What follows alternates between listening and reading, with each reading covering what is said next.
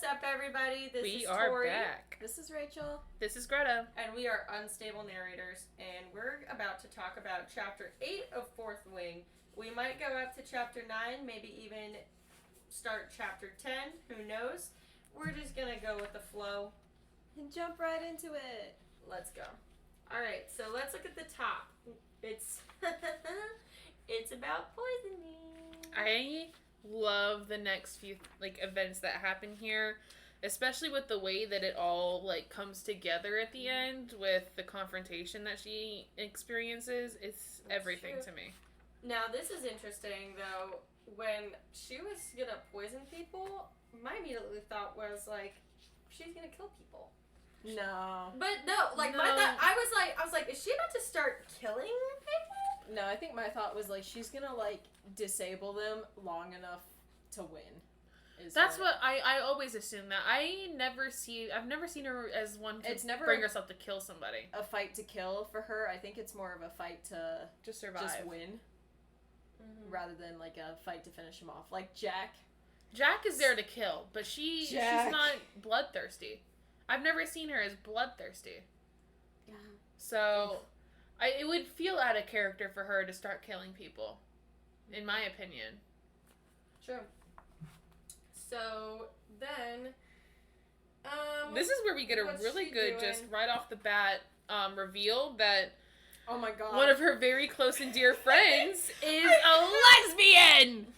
I have it written here, Rhiannon and Tara with the eye emoji looking to the side.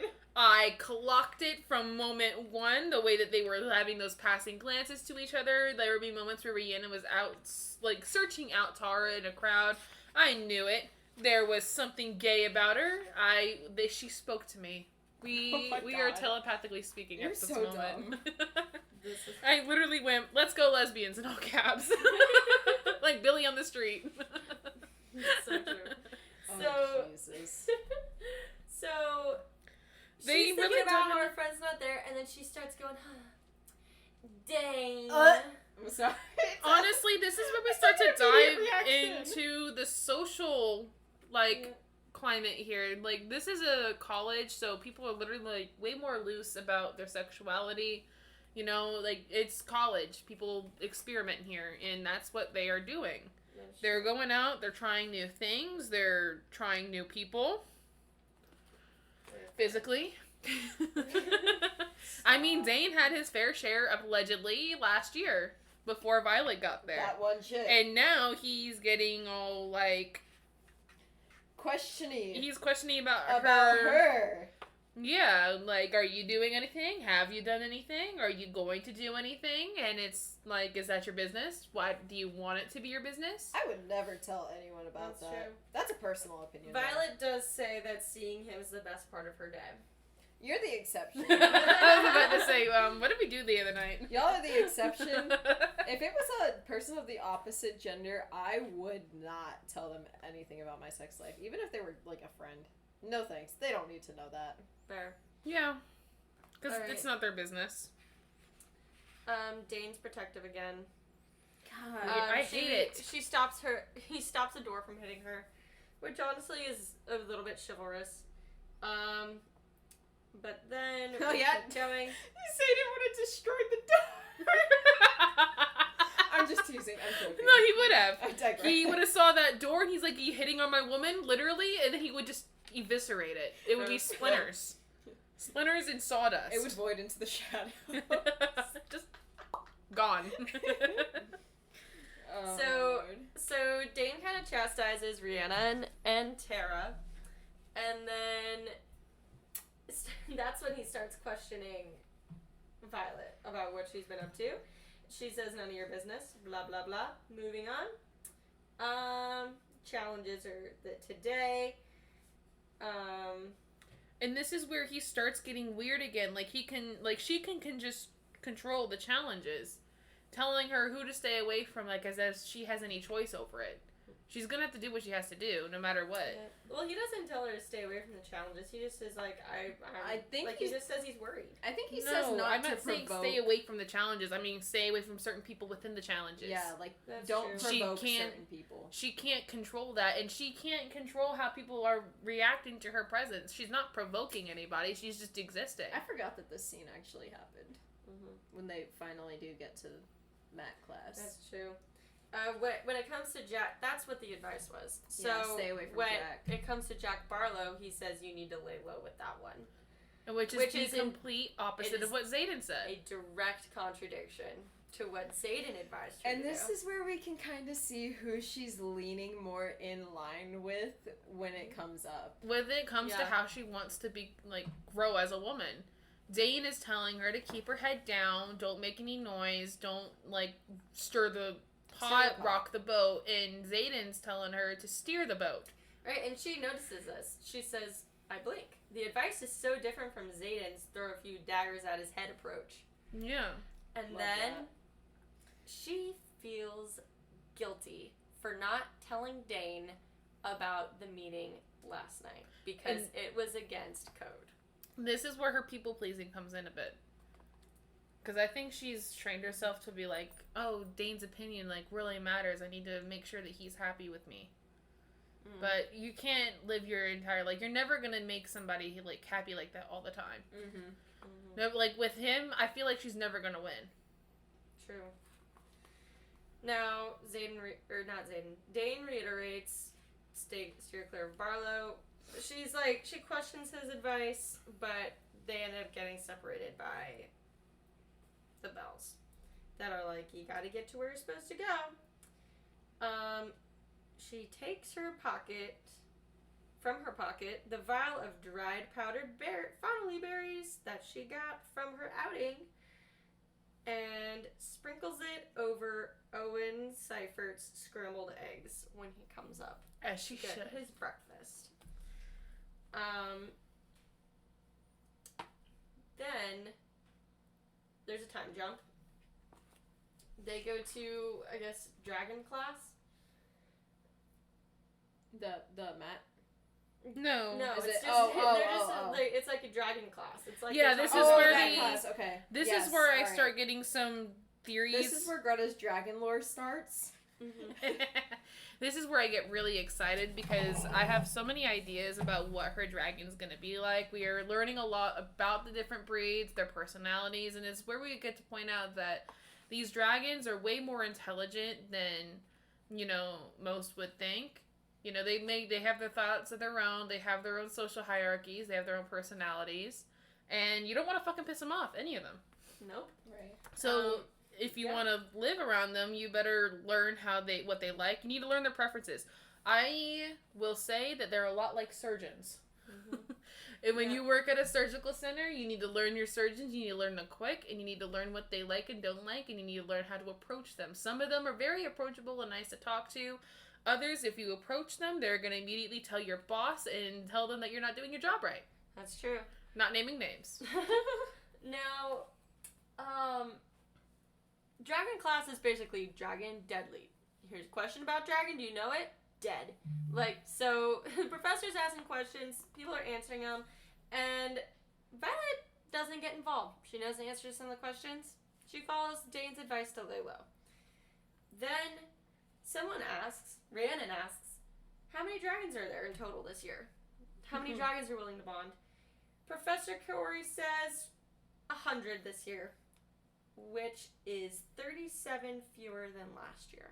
And that's only about a third of the class, isn't it? They've only got around 300 people right now.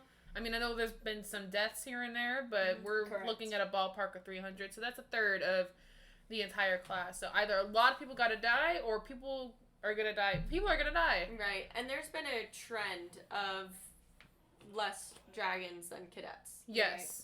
And that's been a thing for a while now. Yes. So The dragons are not impressed with what they're seeing, and they're losing faith in their humans, is what it is. Yep. Now, also, this sends Violet into a thinking spiral. She says, Attacks at the eastern borders are increasing, according to every battle brief, and yet there are fewer dragons willing to bond in order to defend Navarre, which is interesting because that is directly in conflict with the core belief about dragons. Yeah. We know dragons Which was are in willing the to first, bond yeah. to protect the veil. They're very protective of what's theirs. However, they're not willing to bond, bond, even though the veil is more threatened than ever. Right. That is really weird. It's strange. It's poking holes Yeah. in everything they're being taught. Yep. Their instructor says, someone is like, why don't they bond? And then Hold on, repeat that. You were yawning. She wants you to repeat it. Oh. So the instructor is like, someone asked, why won't they bond? The instructor says, they don't share their reasons, and anyone who respects their life won't ask a question they're not willing to answer. So the dragons aren't really a good source of information to give everyone clarity on this. Mm-hmm. They don't care enough to let you know why. Yeah, because honestly, you should just know what the fuck they're thinking. What's wrong with you? Yeah, like, what's wrong with you? Why aren't you learning exactly what I want from you right now? Mm-hmm. Now, Aurelie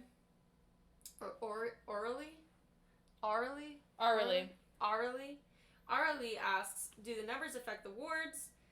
Professor's like, we really don't know. So really, everyone is starting to realize, oh, we're in a little bit of a deep shit situation. Mm-hmm. Some things are going badly, and we can't really figure out why. They know why. I am telling you now, I'm gonna Yes, but sound our like a cadets conspiracy don't. theory. Our cadets don't. Yeah, the cadets don't, but they're trying to make them think that nobody knows. Mm-hmm. It's a whole lot of compartmentalization. It's so much Yes. that it would make the U.S. government cream their pants.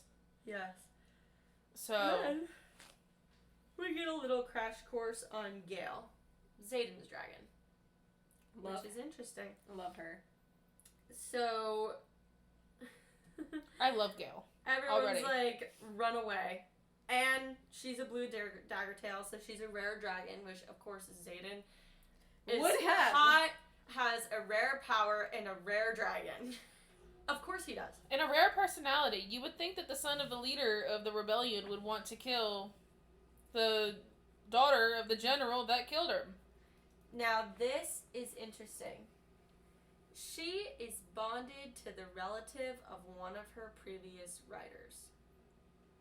I think his dad. I think Gale is his dad's dragon. I think so too.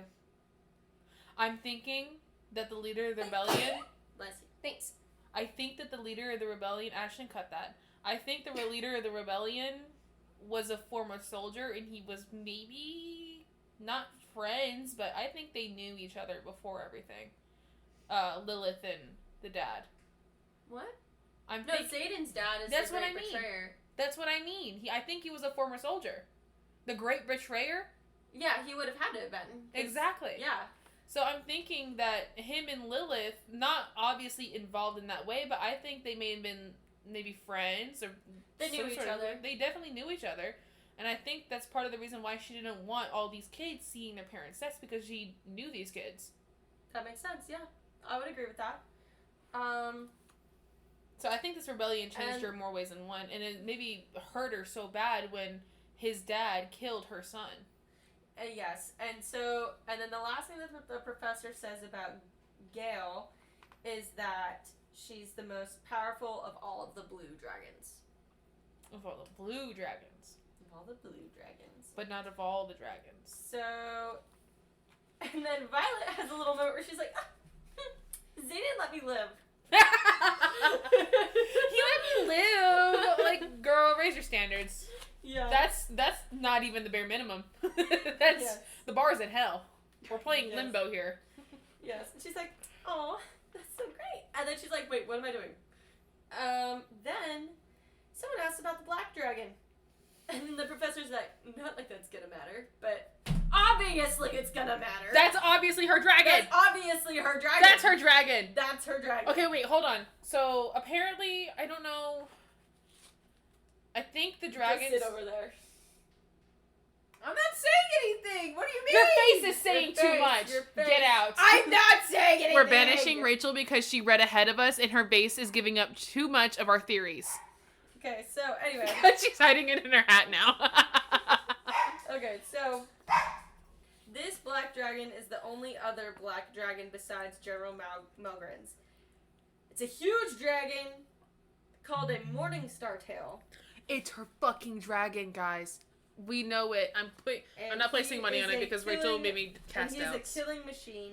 They're the smartest and most discerning dragons, according to Orly.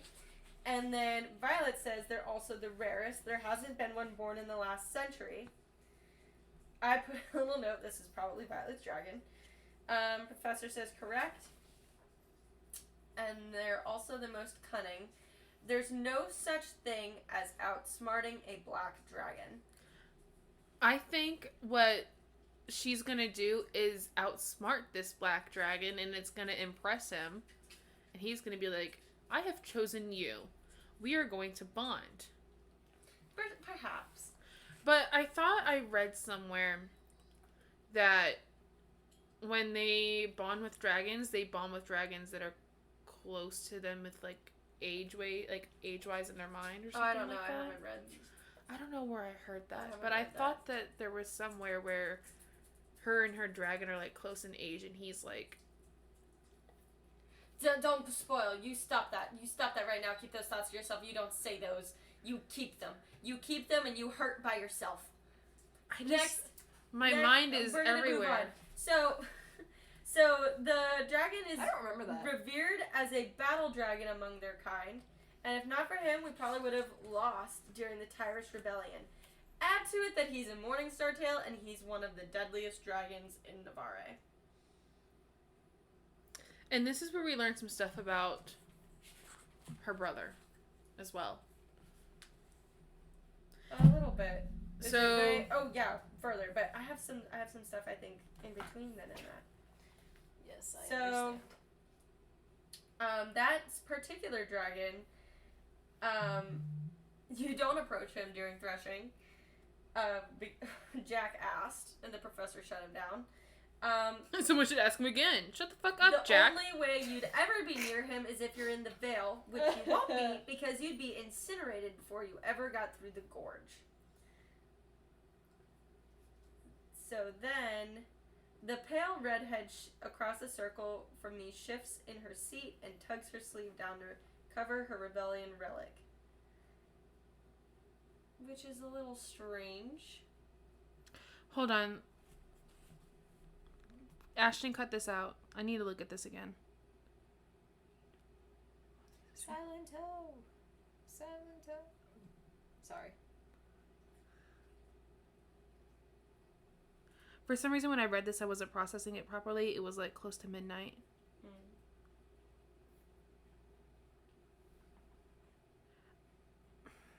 I don't know who this redhead is, but I think she comes up in a minute. She was at, Wasn't I think she she was at the writing? meeting. She was. So I took that. I wrote down that the place that they're going to do all this meeting, is it the Vale? I don't think so. Because I'm like, then why is this... Let's look at the map real Like, quick. what's making this redhead fidgety is a question. Makes the redhead... I feel like the redhead's been to the Vale before. I think there's something going on with the Maybe. Rebellion kids. Maybe it was where their I don't know. parents... I didn't look that far into her. I don't know.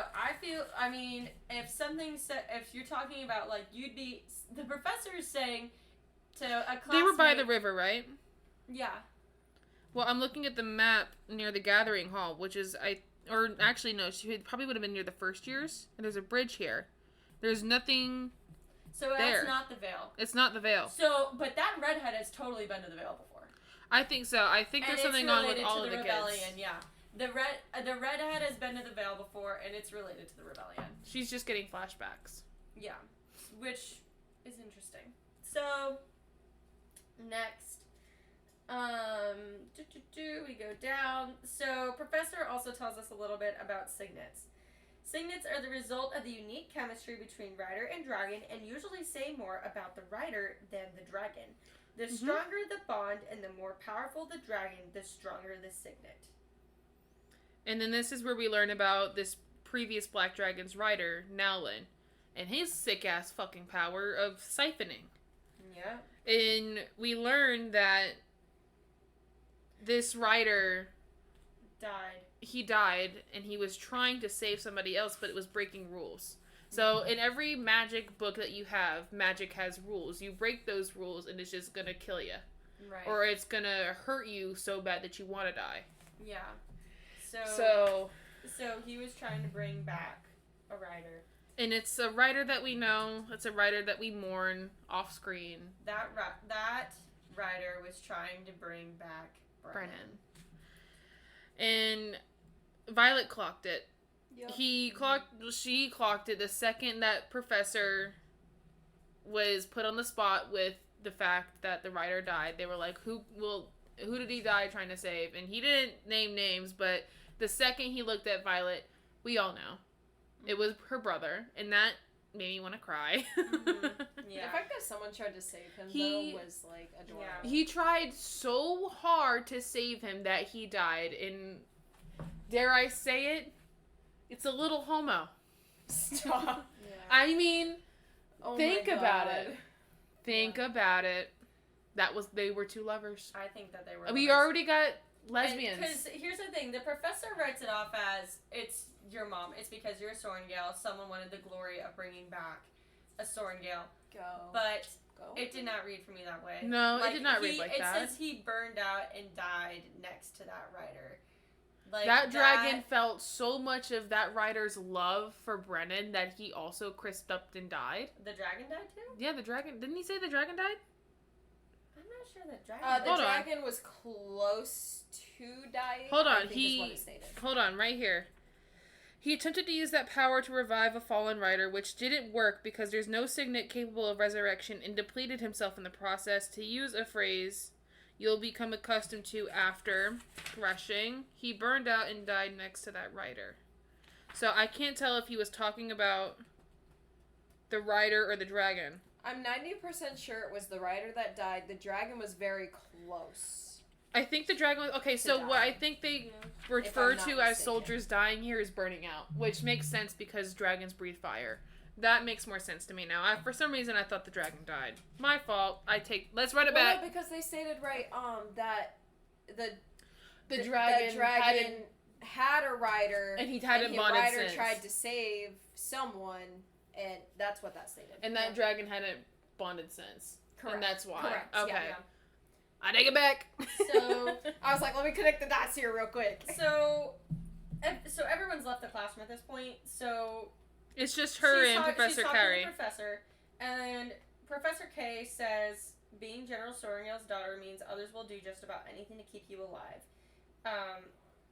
Even pleased, not because they love your mother, but because they either fear her or want her favor.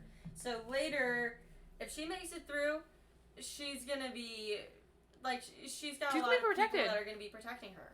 So she's just kind of gotta hang in there until the other side. Mm-hmm. And then she's gonna have a lot of influence. So she says, "Thanks for answering." Then Professor K stops her on the way out. He says, "Violet, I taught both your siblings. A signet like mine is too useful here in the classroom to let me deploy with a wing for long. Brennan was a spectacular rider and a good man. Mira is shrewd and gifted in the seat when it comes to writing, but you're smarter than both of them. From what I've seen of you helping your friends study in Collins every night, it seems you might be more compassionate too. Don't forget that." And this is where she points out it's not going to help her when it comes to threshing.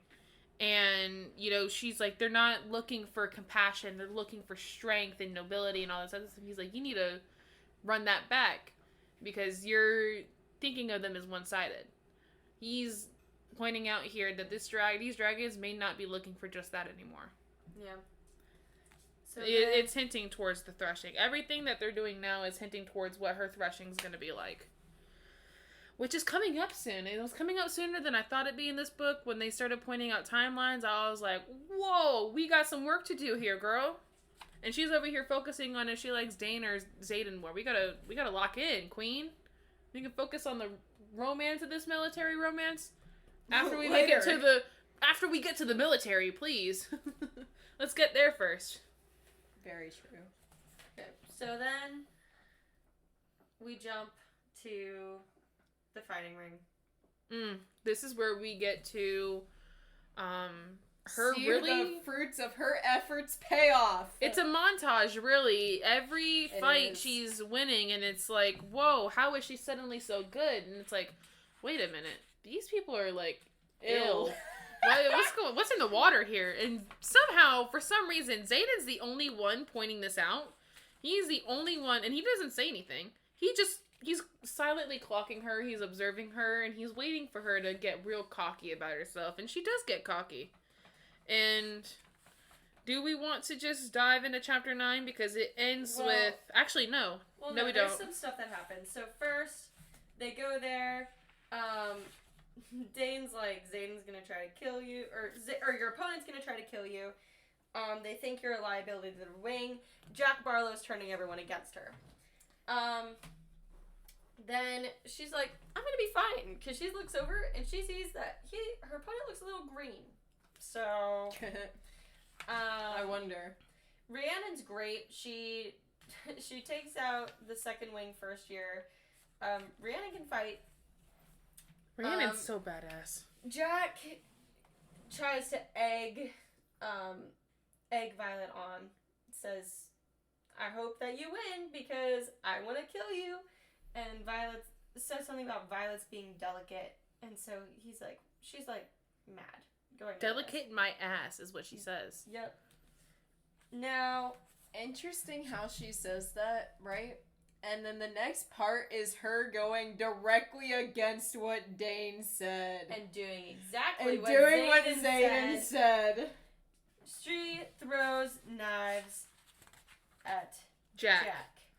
And Dain is mad. He loses his shit. Yeah, and he doesn't get to be mad. Yeah, he really doesn't. Yeah, Dain's like, you didn't do what I said. Like, why did you do that? Why are you telling her what to do? And Violet's like, why are you as a man opening your mouth? And then Violet kind of goes, stop. And then she's like, laying low's not working.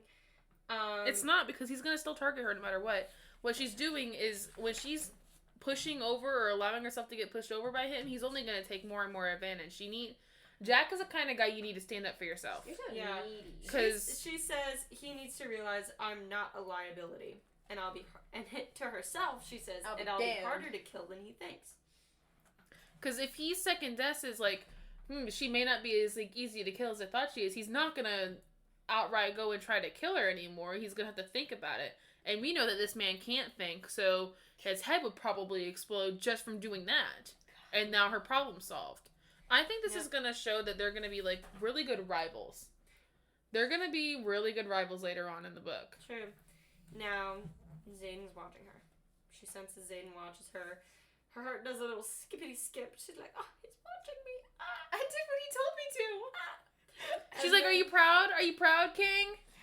We're kind of filling that in, but, that's the vibe. So then, Rhiannon calls her a badass. Dain's, stop encouraging her. Then, at that moment, Violet's called to the mat. And then Oren's like, don't take this personally. You're gonna be a hazard. And she's like, I'm not more a hazard than you are. And then, so Oren gets the floor mopped with his hair. Yeah. Because she grabs him by his anklets and she metaphorically drags him all over the place and maybe gives him a swirly or two in the nearby toilet. Yeah. She humbles him, and he doesn't even know why, because he's too busy puking. Yeah, she's kind of tactical about it. Even though she kind of knocks him down a peg, she's not rubbing it in. Go about it, and she goes about it in, a tactical way. She still doesn't, go gung-ho, or, run away from him in a fight. She has to use some, wait for an opportune moment, and then she does. She's saving her strength. She's saving too much strength, though. I wouldn't say that she's saving her strength necessarily, but she's calculated. That's what I mean. Yeah.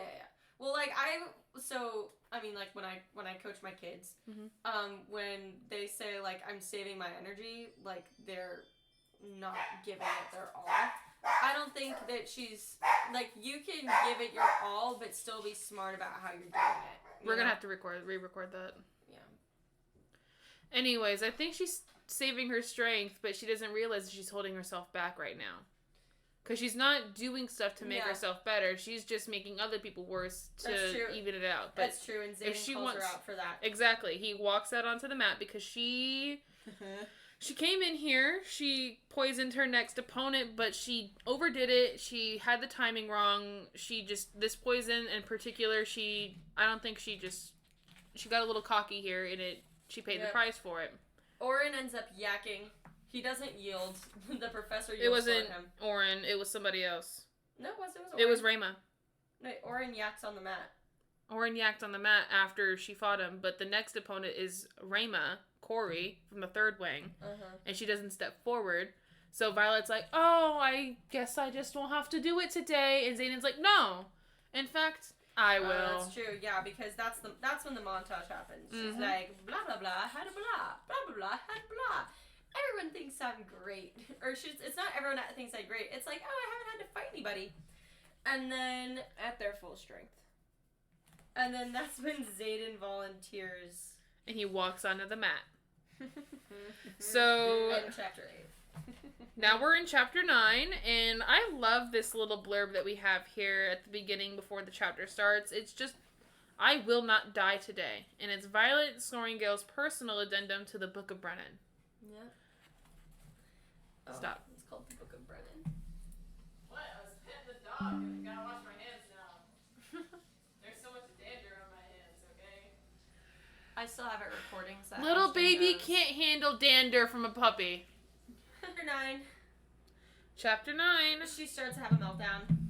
Yeah, because now she's got somebody who is way above her league when it comes to fighting, and she's now facing the consequences, because what these fights are for is to build up strength, I think. Like, they point out your flaws, and then when you leave the mat, you go and you work on that.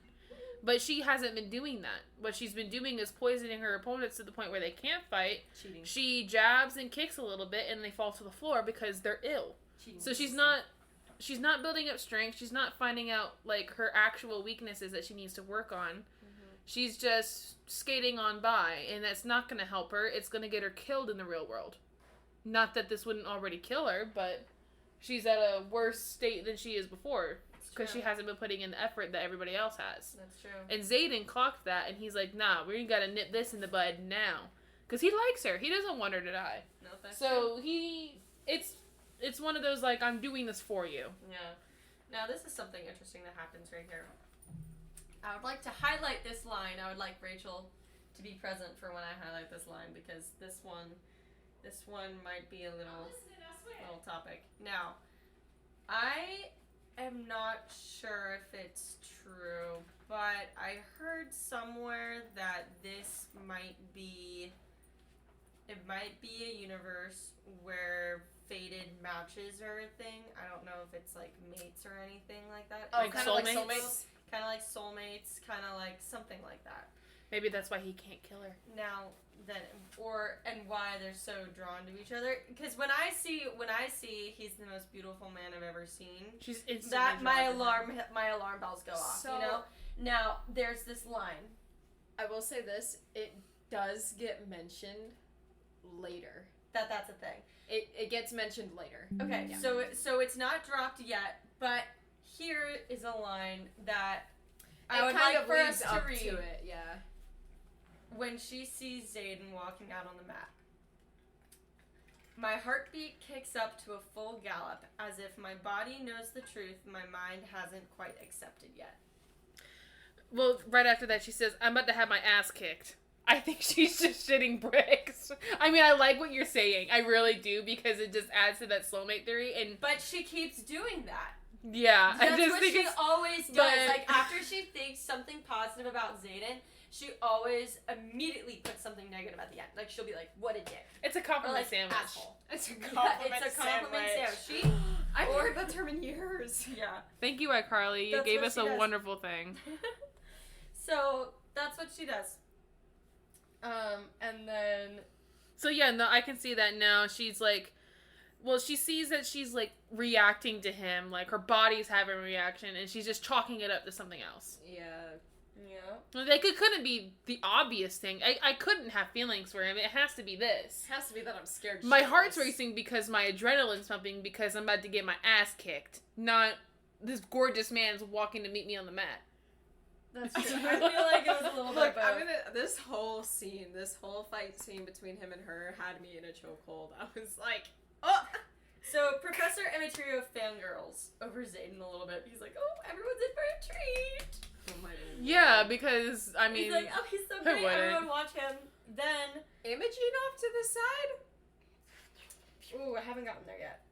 But it's funny because,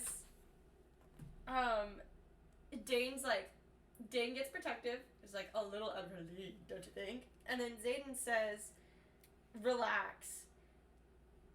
Violet says, the look that Zayden gives him makes me realize he's been taking it easy on me on the glaring department.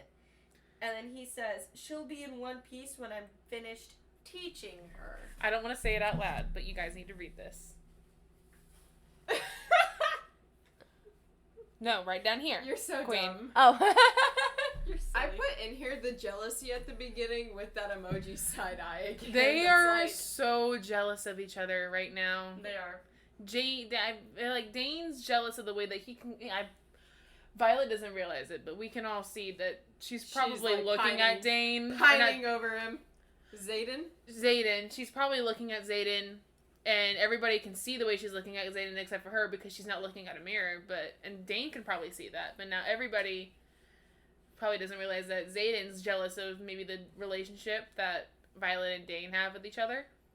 Fair. You know? True. From Very being like true. childhood friends. Like just Right. knowing her, you know, getting to know all the things about her.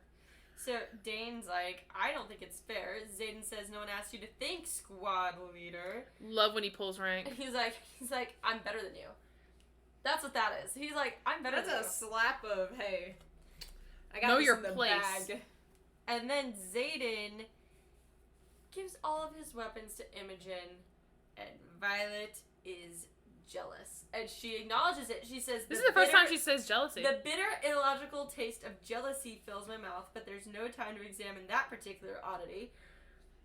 I heard that and I was like, okay, we're finally admitting here that we're jealous. Yep. Chapter 9, Then- it's a lot of new things for us. Oh, Lord. So then we see many things happen. So Violet's scared because Zayden can kill her without punishment because he's not in her squad. So she acknowledges that. 2, he is fast. He's so fast he catches her knives. Oh my God, that was actually crazy. I read that. I was like, there's no way this man caught a knife mid-air and said, toss off to the side. And he's What? super, yeah, he's super sassy about it. He doesn't go for a counterattack. He just is like, He's plays just with catching her. it. He plays with her. Catch and toss. He's just defending right now. He's disarming her. And it's So, yeah. As it states, it's disarming her. and it's disarming me. Stop. So she's checking her daggers at him. He calls her violence. She says she's Violet, and he says that my version fits you better. I wrote down right under that, oh, he's in love. Oh, yeah. He's in love. It's so easy to see. Anyone with eyes can see. When he goes, I feel like when there's going to be like a confession If of you love, he's can't, like, you're I'm going to love you the delusional. second you threw a knife at me. Like, he's just one of those guys. He's a freak. This girl's throwing knives at him, and he wants more. Listen, I'm telling you right now, if we do lights out, you've never seen a freak, okay? I can't wait for lights out. So then, so he keeps disarming her a little closer this time. And then he gives her this piece of advice: don't trust a single person who faces you on this mat. And then He gives her a lot of advice while he's I doing wrote this, that and he's down. doing it under his breath. I wrote that down. I said, the fact that Xaden is giving her silent tips while fighting shows that deep down he's starting to care about her. oh, he does. He yeah. wants her to live. He sees potential in her that Dain isn't seeing, and I feel like that's also what's pulling her towards him, is that she's meeting someone who she's interested in and is, like, wanting her to be better. Right. Now, This Then- entire fight he's giving her Yeah, under I the hand also tips. wrote down, like, it shows that he's been watching her in these classes because he knows exactly how she fights, what she does. It shows how, like, in tune with, like, what he's seen is really going on. I'm like, oh. I think this is the only way that he could give her tips, because if people caught if they him, met any other time outside of class, it would be, like, red flag. it would be. They'd be like, "What's going on there? What are you Yeah, guys doing?" yeah. So this is the only way that I think he could, like, find himself getting a hold of her, so he can tell her what he wants her to know. yeah. And then Xaden does this little sassy move where he kicks the knife to Dane's feet. I giggled at that. I was like, "Do it again! Do it again!" Pull out another knife. Then, you know, he keeps teaching her, gives her some tips. They get really close. They Yeah, get so really close. He's got, I don't know, is there a knife to her throat? Yes, he scrapes the Yeah. dagger down my neck, but there's no warm trickle of blood, so I know he hasn't cut me. Problem is, you weren't testing yourself in here, then you're not going to get any better. And this is what I mean. She's not getting better. And now she's facing that reality, and she's facing it hard against the mat. But she's also having to face the way that her body's reacting to him. She cannot help that, and it's pointed out glaringly. Yeah. And now, there was some advice, I think, from someone gave her some advice not too long ago. It was, when you get emotional, you've lost. So she won a fight. No. She tried to beat Imogen in a fight by making her so emotional that she got sloppy, but she ended up getting her arm broken. Xaden has made her so emotional that she's mad. She's getting sloppy. She's mad. She's like, fuck him, starts throwing stuff. And then she says that she hates him. And she kind of regrets it as soon as she says it. She says, I fucking hate you. The words are past my lips before I can shut my mouth. Yeah, she did not want to say that. And he doesn't miss a beat. He says, that doesn't make you special. And then...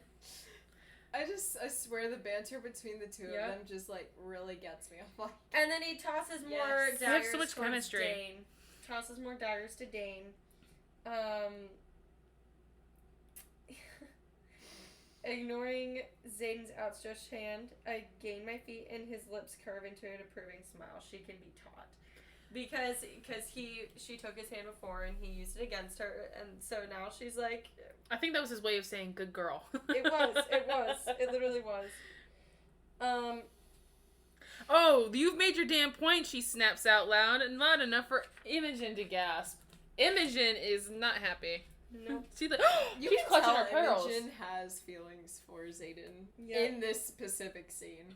Yeah. It's like... She's like, how dare she? It's like when Dain was screaming at Imogen while they were fighting for using her powers. It's the same thing, just reversed. So here's another thing. So then they're fighting kind of closely now. Kind of. And then, Kind We're gonna of. talk about the position they end in. Yeah, she's in between her thighs, Queen. Yeah. Kind of. Yeah. And You then, are underplaying this, my love. Yeah, and then she calls Oh him my God. in her head, she calls him a beautiful fucking asshole. And then she calls her, she says her body warms and calls it a traitorous bitch.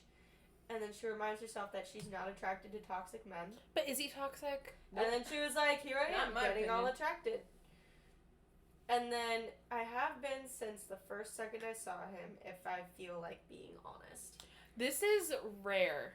I don't see this a lot in romance books. They normally take a long time to realize that they're into the guy in front of them. Yeah, she's like... ACOTAR aside, that's like a different... Yeah. That's just a different subsidiary, but all of the other, like, romance books I've read, like Emily Henry, stuff like that, it takes them nearly almost halfway towards the end of the book to realize that they have feelings for each other. A lot of it is build up, a lot of it is like banter and unspoken stuff, unthinkable stuff, and then they finally like explode. So the fact that she's acknowledging it now, she's very mature. Yeah. For that. I like that. I would say so.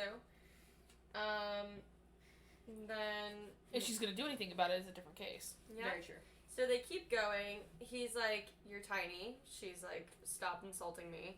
She says, "Well aware," but she's like, she's not happy about like that. he's Like, gone why back you gotta to point he's that gone out? back to teaching. She's really confrontational, and it's like, yeah, he teases her a little bit, but really he's teaching her the entire time. Like, he's not being mean to her. He's just being like, he's really just kind of being banterous and teaching her, and she's just like mad. Yeah. But she's gonna think about it later, and she's gonna be like, holy shit. Yeah, so he tells her to stop going for bigger moves that expose her. Yeah, use her tiny stature to her advantage. Yeah, and then he does some, some sexy stuff, whatever. Some sexy stuff. Oh my And gosh. then- Girl, okay, listen. She listen, smacked the I fuck did. out of me. I did because I read the part that you have a note next to. And it's the point where I have in my notes the tracing of daggers around his body to critical hit points, parentheses, feral. So real. I But here's went the interesting feral. part. Here's the interesting part. She already knows that they're fatal points, and she says they're also fatal wounds, and I've avoided those at all costs. She doesn't want to kill him. Yeah. I don't think she wants to kill, like, No. anyone, she's unless she's, convinced- like, in the position of No. survivor, like, fight or flight. Yeah, she's like, so he's like, stab here, and she's like, no, you'll die. I don't want to kill you. This is where he reveals that he knew what she had been doing this entire time, and she is, like, shocked. She's like, oh my god, he has been paying attention. How did he know? I thought I was being so good. I have been so careful, and he is just... What the fuck? And then she realizes that they're not alone. They have been fighting like they are alone in the room, and now, like, she's very aware Of everybody around her. Yup. And this is where Dain finally steps in, because I'm guessing he's just really not into... This. He's thing not that into I it. had. No, he's not. This is also interesting. Zayden asks, is he always that overprotective? She says, he cares about me. And then he says, he's holding you back. That's what I've been wrote saying! that too. Yep. I wrote that too. I was like, Dain is holding her back. It's written in the book. It's official, guys. Yep. We all knew it. I mean, come on. This is the most validated I've ever felt from a bunch of letters. You don't put a childhood friend in a book if they're not going to hold back the main character. Specifically in this book. Specifically with this trope. It's like, you put the childhood friend in there to show what they think they want versus what they actually do. Versus, like, who's actually going to help her be the person she wants to be. And in a way, Dain is going to help her grow. But in the sense of learning how to set boundaries with the people around her. Very true. Because I feel like the first real boundary she's going to have to start setting is going to be with Dain. Yes. And Like, when you she can't realizes... Can't keep ushering me to go to the scribes. Can't keep ushering me to, like, lay low. Like, He's going to be the stepping stone to making the ultimate boundary, which is going to be with her mother. Sure. That's where the ultimate boundary is going to be set. And that's just on the personal relationships. We're not even diving into how that's going to affect her as a soldier, and I'm assuming as a leader. Because I feel like if she's not the leader of the rebellion, she's going to be very high up in the ranks of the rebellion army. Yeah. So this all right here is it's the foundation for what's going to happen. Right. And then there's the whole thing where she's like, are you going to disarm me? And he says, nope, defenseless women have never been my type. And then We're he done for leaves. today. And I put right there, yeah, he's smitten. And then Zayden addresses Dain directly and says she could use a little less protection and a little more instruction. I literally underlined that. kinda has it underlined. I have it underlined. I said, that's what I'm saying! Yep. Oh my god. Because have I not been saying this for the past how many episodes? He's holding her back. He's a little shithead. Yep. I don't like him. And then we jump. Dain's giving her a massage. Yuck. Ugh. Don't touch me. I don't Not know. me. Anytime She's I not see, me. Like her and like Dain alone in a room, I'm just like, ew. I feel like Rebecca's trying her hardest to make this like a love triangle, but it's not working, to be honest. Like, I think it's just not working for like us because in our mind it's like you're not letting her be her full potential. I feel like it's not working for us because it's just so obvious who she's gonna be with. That too. When it comes to love triangles, I feel like the only way that you can make it The moment really you describe a guy as the most extraordinarily handsome person you've ever seen, and then the next person you introduce is, oh, well, he used to look like this and now he just looks gorgeous. It's like, that's not the same. That's not it. No, if you want a really good, well-executed, like, love triangle, you have to make it to where there are moments where you really can't tell who she's going to end up with at the end. But it's so obvious from the start that it's going to be Xaden. Mm-hmm. Like, Dain doesn't hold a candle to this man. No. He's just a safety net. Yep. Tori, why do you look fed up? I'm not fed up. I'm not fed up. I'm not pro Dain. I'm just saying, like, that I think he's just misguided so far. His morals are misguided. Anyway, so also I think that this is interesting too. So Dain's signet is seeing what recently happened if you touch somebody. I just think it's interesting that she's getting massage. Okay. Listen, I've had enough. I'm tired of it. I'm telling you everything that I've written down about this whole thing. I have it memorized. So. We all know that there is a leak. We all know that there is going to be a rebellion. And we now know Dain's powers. And we also know that there are meetings. I have a feeling that eventually Violet's going to start being really close with these rebellion kids. And maybe she's going to come in with her own knowledge to try and help these kids in any way she can. So she's going to end up at one of these meetings. The next day, Dain's going to do his little fucking abuse of power and realize that there are these meetings. And it's going to be a big fucking problem for everybody because he's going to feel honor-bound to tell somebody. I think that's true. I see it. That's my thing. See it. Nope, I think that's going to be a huge tension point. Y'all were going straight for sex. You little horny little sluts. Y'all were like, they're going to fuck and then he's going to find out by touching her. I'm over here thinking about the implications that this is going to have on everybody. That's true. It could be either one of those things. Because remember, this is an intelligence-based signet. I think at first it'll be used for one I'm not thing, saying and then both won't happen. Yeah, I think, but if it does, I think the first one will be like her and I'm thinking, Xaden, and the second one will be the whole gathering. Or maybe it'll happen all at once. There's gonna be a meeting. Violet and Xaden are like, I've had enough of holding back. They're gonna get freaky after the meeting. The next day, Dain uses his powers on Violet, and he's learning about everything he doesn't want to learn about, and then he's learning about even more. So he's like, do I get mad about the fact that she had sex with this man, or that she's meeting in secret with all these secret meetings? Like, he's gonna be pissed. I think that's true. He's gonna be pissed, and he's gonna take it out. There's a lot that could go wrong. He's gonna take it out on Xaden because of that fact, and he's gonna do it in the best way he knows how, trying to get him executed, or those other kids executed. Yeah. Because if I can't have her, nobody can. Now, while they're doing this whole massage thing, so they disagree about Dain and Violet kind of disagree about Xaden's motives, but Violet doesn't really. She's not super honest with Dain. Mm-hmm. But moving on, Violet asks him, "Do you think he could be plotting against Navarre and still have bonded Gale?" And then he says, "I did at first, but then I bonded Kath, and I realized that dragons would do anything to protect the Vale and their sacred hatching grounds. There's no way any dragon would have bonded Ryerson or any of the separatists if they weren't honest about protecting Navarre." This is the only time I've ever heard Dain give somewhat of a kind of compliment to Xaden.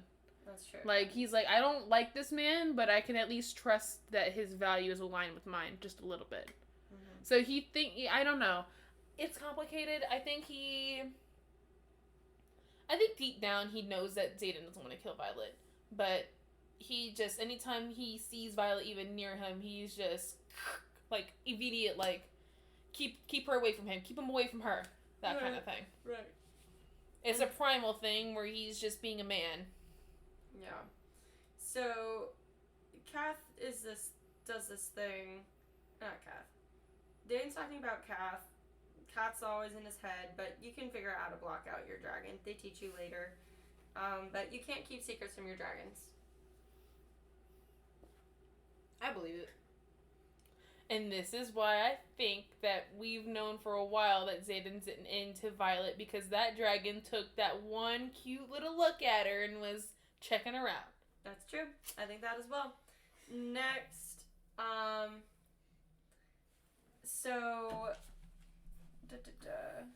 So glad I could be able to get that off my chest.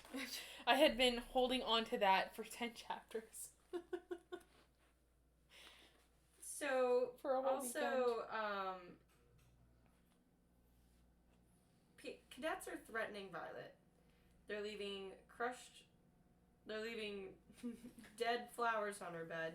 He's like, they're mutilated violets. He's like making a mountain out of a molehill. She definitely doesn't have enough urgency about this than a normal person would. Me personally, I'd be a little worried to seeing, no Yeah, word but of then you death gotta threats. think about how she was raised. This is true. Military family. Mm-hmm. But, I don't know. I feel like although she has like zero concern, she should have a little bit. Not as much as Dain's, but just a little bit of concern. I mean, come on, girl. Yeah. And then, so Dain says that the scribe said that they'd still take her. And then she gets mad. She's like, why? Like, I've made it so far. Why are you still doing this? I wrote in here, God, why is Dain so condescending? Mm-hmm. He just, like, it's so... Every time they have a conversation, he's bringing up the scribes. It's like nothing else. He has got a hyperfixation on this, and it's irritating the fuck out of me. Like, take away what Violet's mom wanted for her. If Violet's mom didn't want her to be a writer or whatever, it still wouldn't matter. Right. Or if she wasn't as anal about her being a writer, if Violet still showed up and wanted to be a writer, she should be able to go and be a writer. Right. It shouldn't matter what she originally wanted. People change their minds all the fucking time. Him going, you're supposed to be a scribe, is fucking stupid. It is stupid. She isn't supposed to be anything but Violet. Yep. True. And so they fight over whether or not she can do it. And then he asks, do you know what happens at threshing? And then she says, he says, it's not just about bonding dragons. People will be trying to kill each other. Right. Because they're trying to eliminate liabilities to the wing. But they're also trying to get their own dragon. If there's a limited amount of dragons, it's basically basic economics. Mm-hmm. But demand and supply. There's going to be a high demand because there's low supply. Mm-hmm. So they're trying to eliminate their competition so that they can prove to these dragons that they are worthy of being bonded with. Mm-hmm. And I don't think she's clocked that either. Which is funny because the dragons will end up choosing whoever they want anyways. Right. Like, it's really not gonna fucking matter. There you go. So, further, Dain says, look, I talked to Colonel Markham. He says he'll put you through the first year, and then your mom can't do anything. So he's taken away the mom excuse from her, because she's been throwing it back on her mom. He's taken away the mom excuse. He's like, look, you would be able to go through the first year, and then by then... In secret. And by then, your mom can't do anything. So, just think about it. And then she says that she will. And then that's the end of chapter 8. We're cutting out something here. What are we missing? He goes... Markham says that he'll put you through the first year without telling your mother. By the time she finds out, you'll already be inducted as a scribe. There's nothing she can do after that. Please, if you won't do it for yourself, then do it for me. Oh, I forgot about that. I underlined that too. That I hated. That is so manipulative. It's so nasty of him to say. It is. It's disgusting. It's a bit manipulative. You can't... For sure. To use himself in the relationship that they have against her like that, that's horrible. I would never. Absolutely not. If somebody did that to me, I would rethink the relationship. Like, if you're gonna go as low to use that against me to get me to do what you want. I would purposely go against you at that point. Thank you. I'm gonna do it out of spite. That's just, this is fuel. This true. is fuel. That's Watch true. me. Amen. Alright, that's the end of chapter 9. Chapter 10.